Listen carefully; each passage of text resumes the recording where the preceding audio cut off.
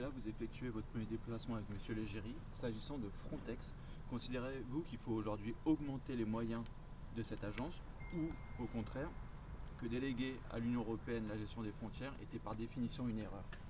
Je crois dans un principe simple, celui de la double frontière. Je pense que l'immigration est une prérogative nationale qui nécessite aujourd'hui une révision de la Constitution, puisque la politique d'immigration est aujourd'hui décidée par les immigrés eux-mêmes, d'abord, qui peuvent venir en France répondre aux critères du droit d'asile ou ne pas y répondre et rester en tout état de cause sur le territoire français, et par des juges, dont une grande partie de jurisprudence européenne et internationale.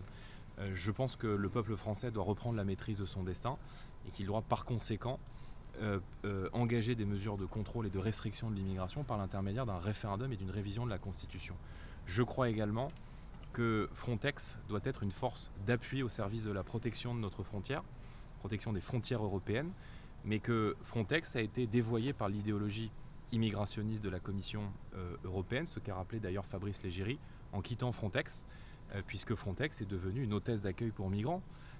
Et je suis moi très honoré que Fabrice Légéry, qui est un grand serviteur de l'État, qui a tenté de remplir sa mission de protéger nos frontières, fasse le choix aujourd'hui du Rassemblement national et de venir apporter sa plus-value et son expertise à notre projet, parce que précisément il a été empêché de faire son travail.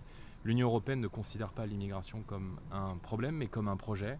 Moi, je la considère comme un problème et nous serons, dans le cadre de ces élections européennes, les candidats de la France qui ne peut plus prendre sa part en matière d'immigration. Donc donner des moyens supplémentaires à Frontex aujourd'hui?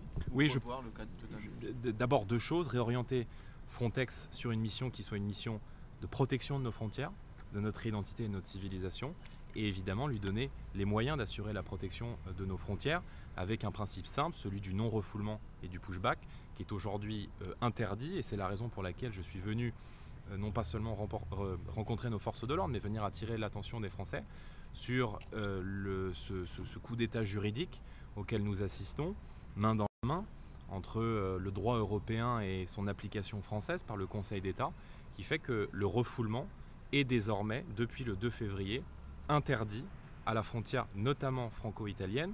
Je rappelle que ce principe de refoulement précisément, qui devient un principe de non-refoulement, a permis l'an dernier d'interpeller 33 000 des 44 000 clandestins qui ont tenté de franchir la frontière. Ça ne sera plus possible dès les prochaines semaines. Et moi, je suis favorable à ce que nous remettions des limites à l'Europe et des portes à la France.